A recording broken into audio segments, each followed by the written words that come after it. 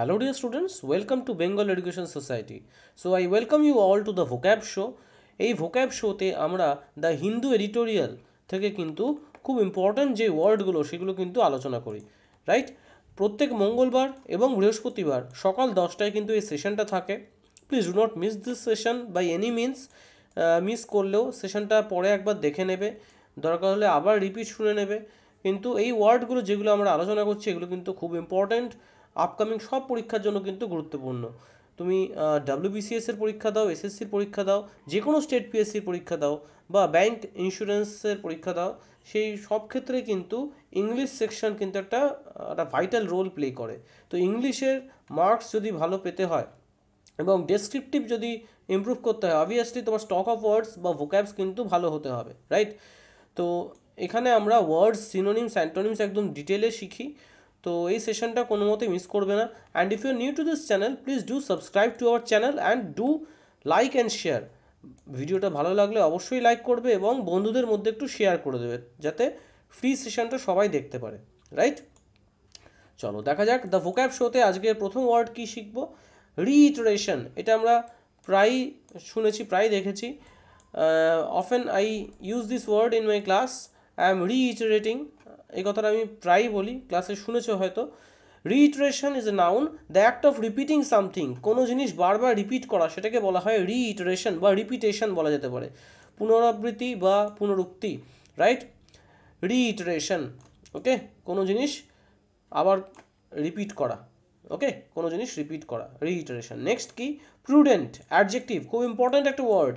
Acting with or showing care and thought for the future. Acting with or showing care and thought for the future, সেটাকে বলা হয় prudent. মানে judicious, স্যাগেশিয়াস, শ্রিউড, এই তিনটে synonym কিন্তু খুব ইম্পর্ট্যান্ট। জুডিশিয়াস তো অনেকেই জানো ওয়ার্ডটা, স্যাগেশিয়াস ওয়ার্ডটা খুব ইম্পর্ট্যান্ট, শ্রিউড ওয়ার্ডটাও কিন্তু খুব ইম্পর্ট্যান্ট, বলা যেতে পারে দূরদর্শী। ঠিক আছে, যখন বাংলা ট্রান্সলেশন করছি হয়ে গেল আমার দূরদর্শী, খুব ইম্পর্ট্যান্ট একটা ওয়ার্ড প্রুডেন্ট। পরীক্ষায় কিন্তু অনেক পরীক্ষায় অলরেডি অনেকবার এসছে, জিজ্ঞেস করেছে এবং আপকামিং পরীক্ষাতেও কিন্তু আসতে পারে। আচ্ছা, এর অ্যান্টোনিম কি হতে পারে? অ্যান্টোনিম হতে পারে আনওয়াইজ, ইমপ্রুডেন্ট, ইনকশাস, এক্সট্রাভ্যাগেন্ট। এক্সট্রাভ্যাগেন্ট, ওকে, ফিউচার নিয়ে যার কোনো মাথা ব্যথা নেই, ওকে, যে দূরদর্শী না, ওকে, সে অবভিয়াসলি ইনকশাস হবে, ইমপ্রুডেন্ট হবে বা এক্সট্রাভ্যাগেন্ট হবে, রাইট? আচ্ছা, নেক্সট কি? থ্রোন ডাউন দ্য গন্টলেট বা থ্রো ডাউন দ্য গন্টলেট, এটা একটা ইডিয়াম বা ফ্রেজের মধ্যে তুমি ধরতে পারো, এটা খুব ইম্পর্ট্যান্ট একটা phrase. It means to challenge or confront someone, কাউকে চ্যালেঞ্জ করা বা কাউকে কনফ্রন্ট করা, ঠিক আছে? কাউকে চ্যালেঞ্জ করা জেনারেলি বোঝায় throw down the gauntlet. Next one, cave in, it is a noun phrase. Cave in মানে কি? কেভ ইন ওয়াটার মানে হচ্ছে an instance of yielding or submitting under pressure. মানে আন্ডার প্রেশার তুমি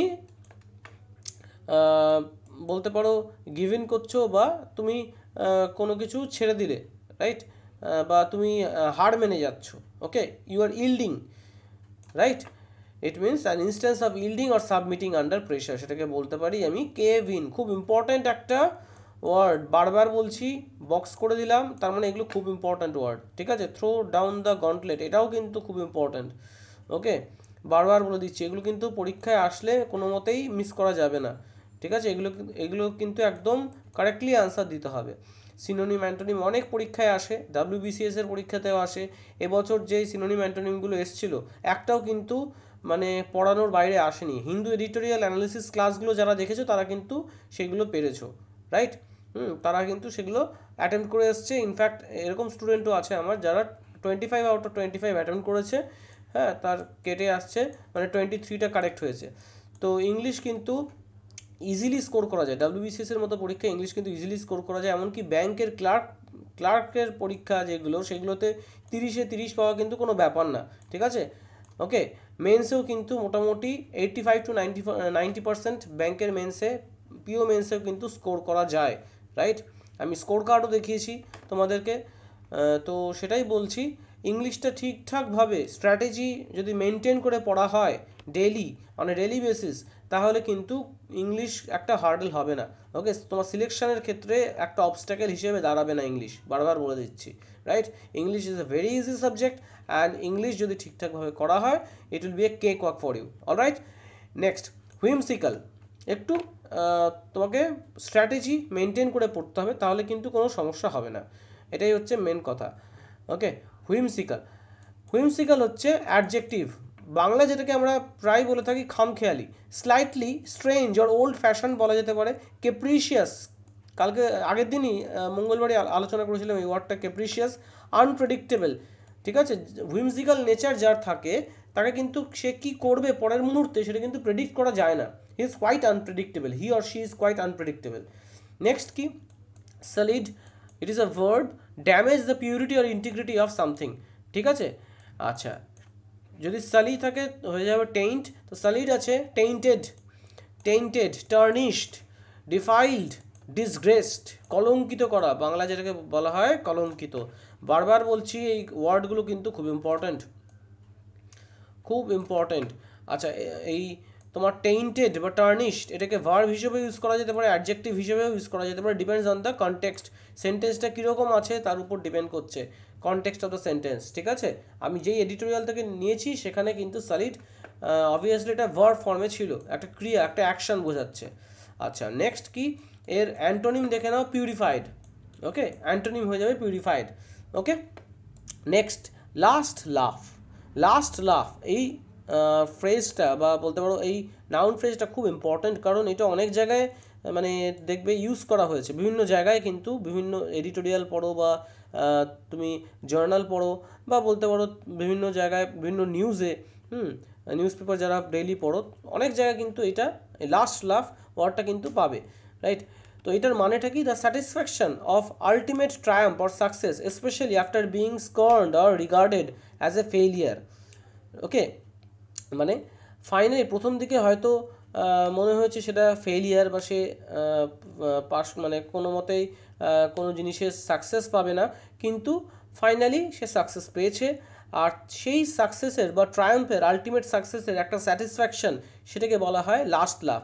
সো যখন আমি বলছি he will have the last লাফ, মার্ক মাই ওয়ার্ডস, মানে আমি কি বলতে চাইছি, এই সেন্টেন্সটা যে বললাম, do mark my words he will have the last লাফ, মানে কি আমি বলতে চাইলাম, আমার কথাটা একদম মিলিয়ে নিও, সে কিন্তু ফাইনালি সাকসেসফুল হবে, রাইট? আচ্ছা, নেক্সট কি, পিনাকেল। পিনাকেল অবভিয়াসলি একটা noun, the most successful point, the culmination, climax বা জেনিথ, হাইয়েস্ট পয়েন্টে পৌঁছে গেছে সেটাকে বলা হয় পিনাকেল। ওকে, জেনিথ।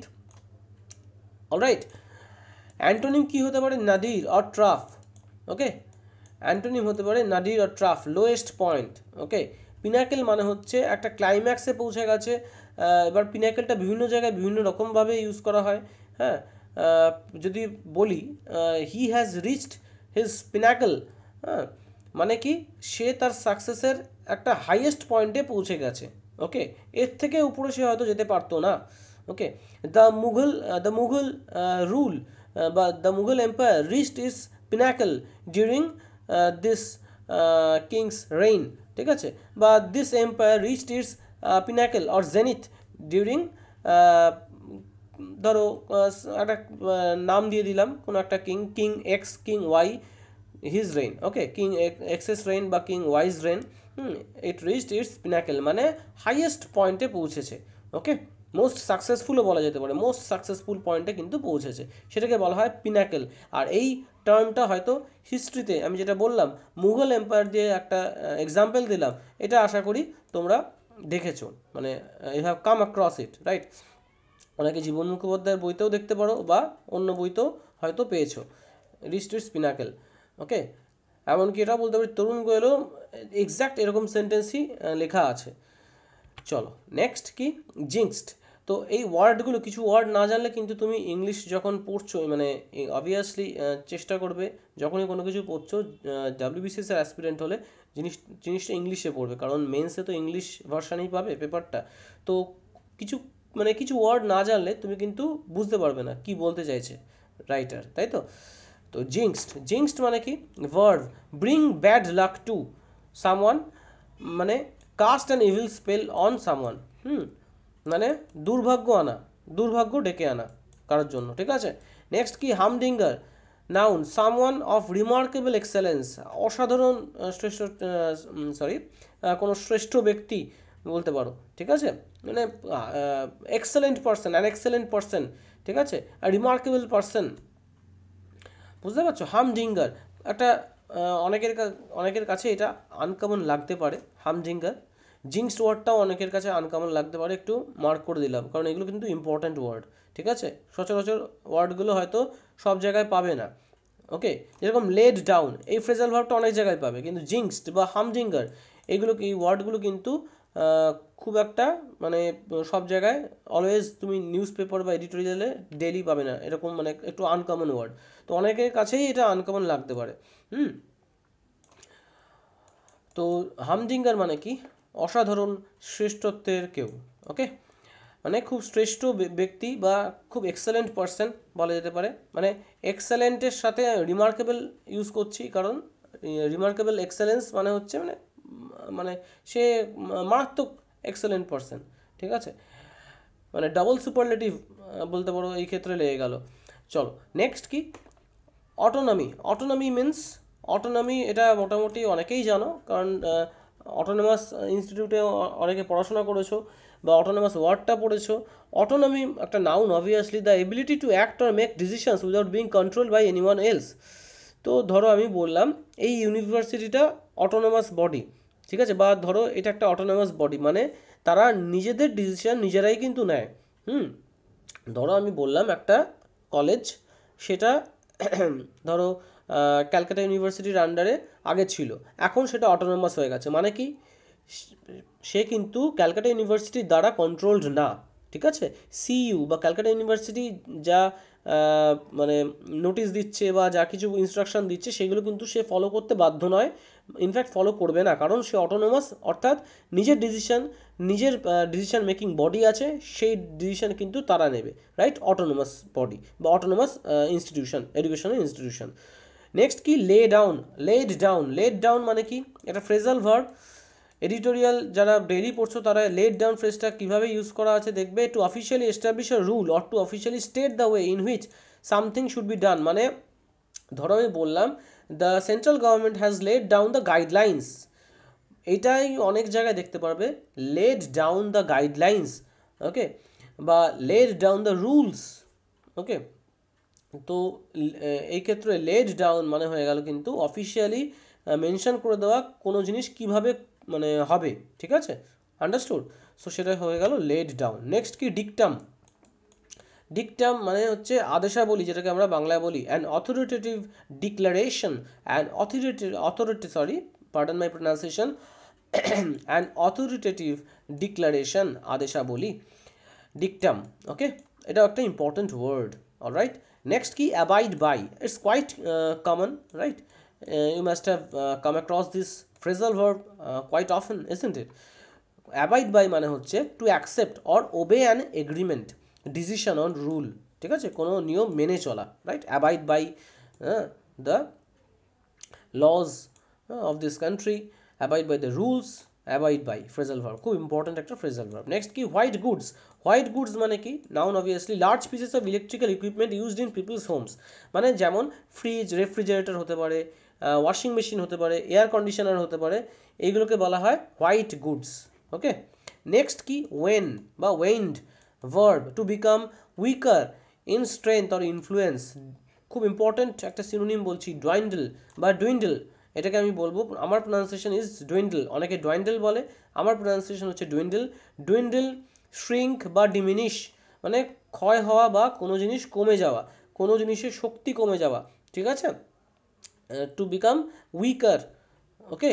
সো সেটাকে বলা হয় ওয়েন্ড, খুব ইম্পর্ট্যান্ট একটা ওয়ার্ড। আর আজকে যে ওয়ার্ডগুলো শিখলাম প্রত্যেকটা কিন্তু যে ওয়ার্ড, যে ইডিয়ামস, যে ফ্রেজগুলো শিখলাম প্রত্যেকটা কিন্তু ইম্পর্ট্যান্ট, বারবার বলে দিচ্ছি, যারা সেশনটা করছো যদি মনে করো এগুলো নোট ডাউন করে নেবে, ওয়েল অ্যান্ড গুড, আর না হলে আমাদের পিডিএফটা টেলিগ্রাম চ্যানেলে লিঙ্ক আছে, দেখতেই পাচ্ছ, কমেন্ট সেকশানে দেওয়া আছে, পিন করা থাকছে, এবং তার সাথে তোমাদের ডেসক্রিপশন বক্সে, ভিডিও ডেসক্রিপশন বক্সে পেয়ে যাবে। তো এই পিডিএফটা কিন্তু টেলিগ্রাম চ্যানেল থেকে একটু ডাউনলোড করে নিও, বা এই ওয়ার্ডগুলো ভিডিওটা পজ করে ওয়ার্ডগুলো নোট ডাউন করে নেবে। এমনকি এক্সাম্পল সেন্টেন্স যেগুলো মাঝে মধ্যে বলছি, রানিং নোটস নিতে পারলে খুবই ভালো। ওকে, এতে কি হচ্ছে, তোমার ভোক্যাবসটা কিন্তু খুব সুন্দরভাবে ডেভেলপ করছে, স্টক অফ ওয়ার্ডস বাড়ছে অবভিয়াসলি, আর তার সাথে কি হবে, তোমার রাইটিং স্টাইলটাও কিন্তু বেটার হবে। তোমার ইউসেজ অফ ওয়ার্ডস বেটার হলে তোমার ইংলিশটাও কিন্তু রিফাইন্ড, যখন তুমি লিখছো একটা রিফাইন্ড ইংলিশ লিখছো, that will definitely Impress the examiner or the reader, isn't it? চলো, তাহলে দেখা হচ্ছে নেক্সট সেশনে, প্রত্যেক মঙ্গল এবং বৃহস্পতিবার এই সকাল 10টায় এই সেশনটা মিস করবে না। সো চলো, please do take care, stay at home, stay safe.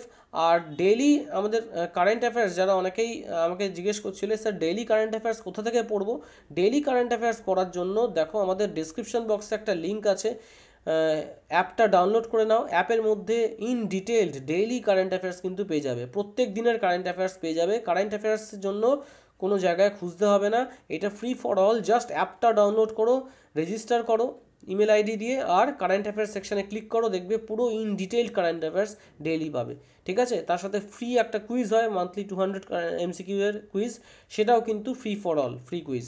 ঠিক আছে, তো চলো দেখা হচ্ছে নেক্সট সেশনে। Please do take care and stay home, stay safe, God bless you all.